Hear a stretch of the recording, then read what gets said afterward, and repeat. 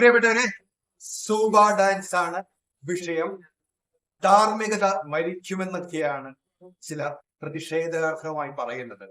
ഇതിനെക്കുറിച്ച് സംസാരിക്കാൻ വളരെ സീനിയർ ആയുള്ള ഒരു അധ്യാപകനാണ് എന്റെ കൂടെ ഉള്ളത്, പ്രകാശ് ബാബു സാർ.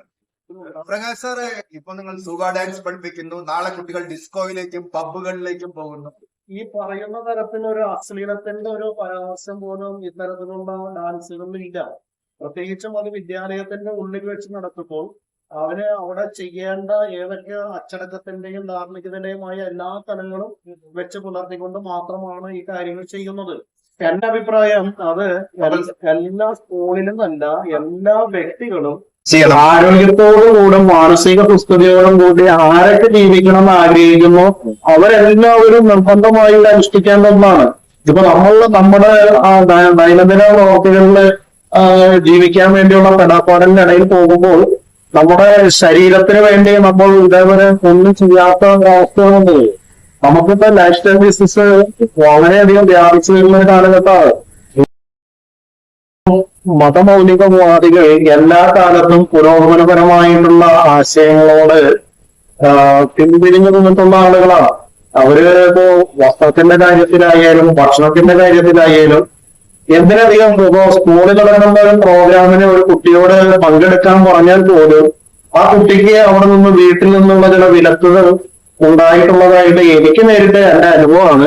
ഞാൻ അടുത്ത കാലത്ത് ഒരു പെൺകുട്ടിക്ക് ആൺകുട്ടിക്കും സമ്മാനം കിട്ടി.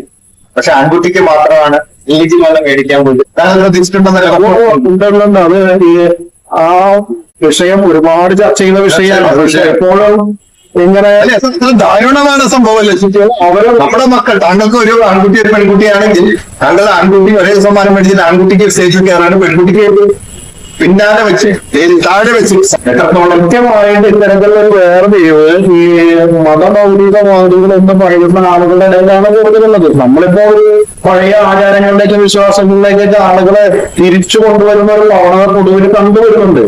ഇപ്പൊ അതൊക്കെ ബന്ധപ്പെട്ട് നമുക്ക് ഇവരുടെ ഈ കർശനമായിട്ടുള്ള ചില സംഗതികൾ അങ്ങനെ പോകുമ്പോൾ ഇതൊന്നും നല്ലതിനല്ല എന്ന് മാത്രമേ. പക്ഷെ നിങ്ങൾ ശക്തമായി നിങ്ങൾ അധ്യാപക സമൂഹവും അല്ലെങ്കിൽ അതിന്റെ പുരോഗമന ചിന്താഗതിക്കാരും ഇങ്ങനെയുള്ള മുന്നോട്ട് പോകുമെന്ന് തന്നെയാണ്. തീർച്ചയായിട്ടും ഇത് നമ്മുടെ ഈ നല്ല അവസ്ഥയിലേക്ക് ഈ നാട് പുലരുന്നതിന് വേണ്ടി ഏതറ്റം വരെ പോകാനും എന്നെ പോലുള്ള അടിസ്ഥാന വർഗത്തിൽ നിന്ന് വന്ന അവർക്ക് വേണ്ടി നിലകൊള്ളുന്ന ഒരാളെന്ന തരത്തില് നാളത്തെ ഒരു പൊതുസമൂഹം എങ്ങനെ ആയിത്തീരണമെന്ന് നല്ല സ്വപ്നങ്ങൾ കാണുന്ന ഒരാൾക്കും ഇത്തരത്തിലുള്ള ഡാൻസിനോടുള്ള മോശ പരാമർശങ്ങൾ ഉൾക്കൊള്ളുവാൻ വളരെ ബുദ്ധിമുട്ടുള്ള വന്ന ചോദ്യങ്ങൾ കൂടെ ഇപ്പം താങ്കളെ 30 വർഷത്തോളം അധികം കാലം പഠിപ്പിച്ചൊരു വ്യക്തിയാണ്. സത്യമായി പറയണം, ആൺകുട്ടികളും പെൺകുട്ടികൾക്കായി പഠിപ്പിച്ചിട്ടുണ്ടാവും. അങ്ങനെ പഠിപ്പിച്ചിട്ടുണ്ടെങ്കിൽ ഞാൻ എന്തെങ്കിലും അസ്വസ്ഥത തോന്നിയിട്ടുണ്ടോ? ഇത്രയും കാലം പഠിപ്പിച്ചത് മുഴുവൻ അങ്ങനെയാണ്. അങ്ങനെ മാത്രമല്ല, സർപ്രൈസ് ആയിട്ട് ഇല്ലല്ലേ. ഞാനിത് ഇത് കൂടാതെ വേറെ ഒരുപാട് വിദ്യാലയങ്ങളിൽ ഞാൻ ക്ലാസ് എടുക്കാൻ പോകുന്ന ആളാണ്.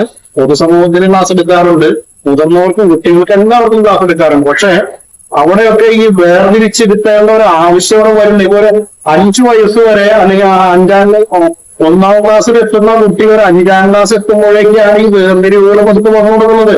അതുവരെ അവർക്കിടയിൽ ആൺ പെണ്ണ് എന്നുള്ള വ്യത്യാസം പോലും ഇല്ല. അത് കഴിഞ്ഞ് തിരിച്ചറിയുന്ന ഘട്ടത്തിലേക്ക് വരുമ്പോൾ അവരപ്പം തന്നെ ഇങ്ങനെ ഒരു വേർതിരിവിലേക്ക് പോവുകയും വീടിന്റെ ഉള്ളില് തളച്ചിടപ്പെട്ടവരാണ് സ്ത്രീകൾ എന്നുള്ള ഒരു കാഴ്ചപ്പാട് അവരുടെ വളർത്തിയെടുക്കുകയും ആണധികാരത്തിന്റെ ബാലപാഠങ്ങൾ ഒന്നും തന്നെ കിട്ടുന്നുണ്ട്. പക്ഷെ ഇപ്പോ നമ്മുടെ പാഠപുസ്തകങ്ങളിൽ പോലും അതിന്റെ മാറ്റങ്ങൾ 10ാം ക്ലാസ് റിസൾട്ട് വരുമ്പോൾ പെൺകുട്ടികൾ 100 റാങ്ക് വാങ്ങുന്നു. പക്ഷെ എൻട്രൻസ് റിസൾട്ട് വരുമ്പോൾ, അതായത് 10ാം ക്ലാസ്സിലെ റിസൾട്ട് വരുമ്പോ പത്രങ്ങളിലെ ആദ്യ പേജുകളിലെ മുഴുവൻ പെൺകുട്ടികളും, നേരെ മറിച്ച് എൻട്രൻസ് റിസൾട്ടുകൾ വരുമ്പോൾ നേരെ മറിച്ച് ആൺകുട്ടികളാണ്. അപ്പൊ അത് ഈ റിസൾട്ടും ഇതൊന്നും പറ്റുന്ന ബന്ധത്തില്ല. ഇത് പെൺകുട്ടികൾ പൊതുവെ ഇങ്ങനെ ഇരുന്ന് പഠിക്കുന്ന ഒരു ശീലമുള്ള ആളുകള്, ആൺകുട്ടികൾ കുറെ കൂടി പ്രായോഗികമായി ചിന്തിച്ചുകൊണ്ട് ഇത് അങ്ങനെ ചിന്തിക്കേണ്ട, അങ്ങനെ സംസാരിക്കേണ്ട കാലഘട്ടം മാറിപ്പോയിരിക്കുന്നു. താങ്കളൊരു അധ്യാപകൻ എന്ന നിലയ്ക്ക് ഈ പുതിയ കാലഘട്ടത്തിലേക്ക് പോകുമ്പോൾ ആണായാലും പെണ്ണായാലും സമൂഹത്തിലേക്ക് ഒരേപോലെയാണ് കടന്നത്. അപ്പൊ പരസ്പരം ഇടപഴകി തന്നെ അവരുടെ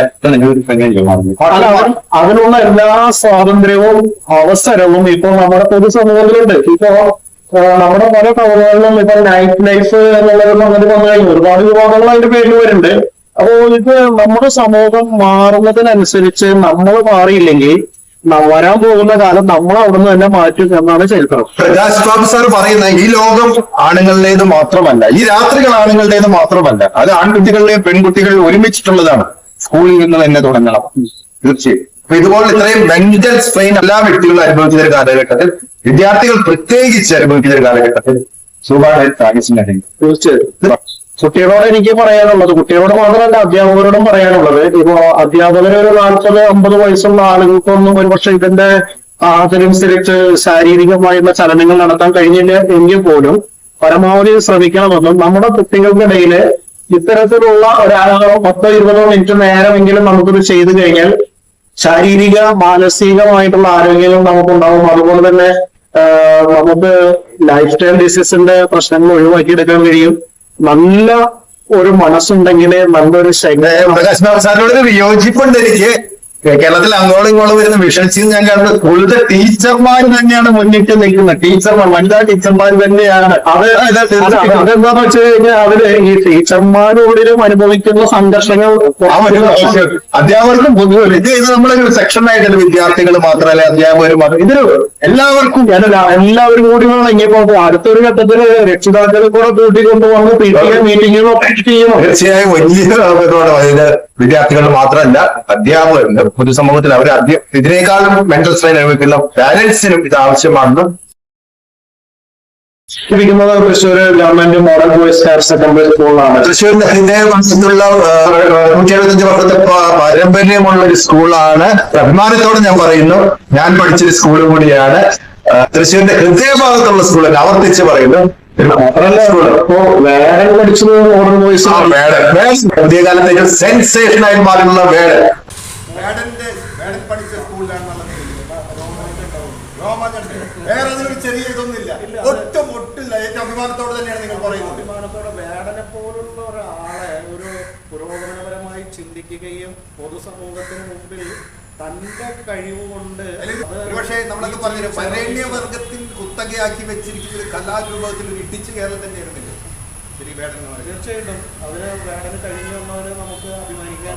ഞാൻ വാസ്തവത്തിൽ ഒരു അടിസ്ഥാന വർഗത്തിൽ തൊഴിലാളി വിഭാഗത്തിൽപ്പെട്ട ആളാണ്. ഓട്ടോ കമ്പനിയിലും മിഷ്ടിക പാടത്തും അങ്ങനെ ജീവിതത്തിന്റെ ഏറ്റവും ശ്രമകരമായിട്ടുള്ള പണികളൊക്കെ ചെയ്ത് ലോകത്തുള്ള ഏറെക്കുറെ എല്ലാ പണികളും എനിക്ക് നന്നായിട്ട് അറിയാം. അത് ഞാൻ ചെയ്ത പണികളൊക്കെ ഞാൻ അഭിമാനത്തോടു കൂടി തന്നെയാണ്.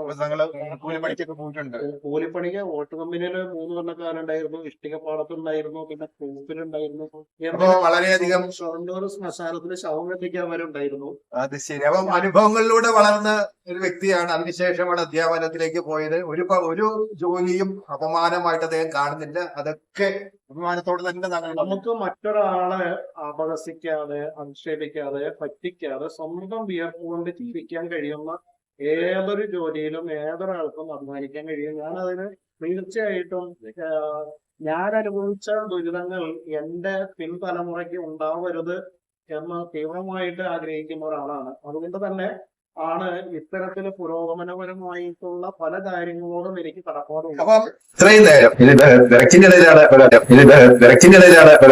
സംസാരിച്ച് സാറോട് ഞാൻ നേരിട്ട് പറഞ്ഞത്. പ്രകാശ് ബാബു സാർ അഭിമാനത്തോടെ പറയുന്നുണ്ട്, ശ്മശാനത്തിൽ പോലും ജോലി ചെയ്ത്, അതുപോലെ കൂലിപ്പണി എന്ന് പറയുമ്പോൾ ഞാൻ സാറിനോട് ടെസ്റ്റ് ചെയ്ത് ചോദിച്ചാണ്. ഒരു കൂലിപ്പണി മാത്രമല്ല എല്ലാവിധ ജോലികളും ചെയ്ത് പിന്നീട് അധ്യാപനത്തിലേക്ക് വന്ന് തലമുറകളെ വാർത്തെടുക്കുന്ന അധ്യാപകനാണ് നിങ്ങളോട് പറയുന്നത്. ഇത്രയും അനുഭവസ്ഥലുള്ള അതുപോലെ കാലത്തിനൊക്കെ മാറണം എന്ന് പറയുന്നു.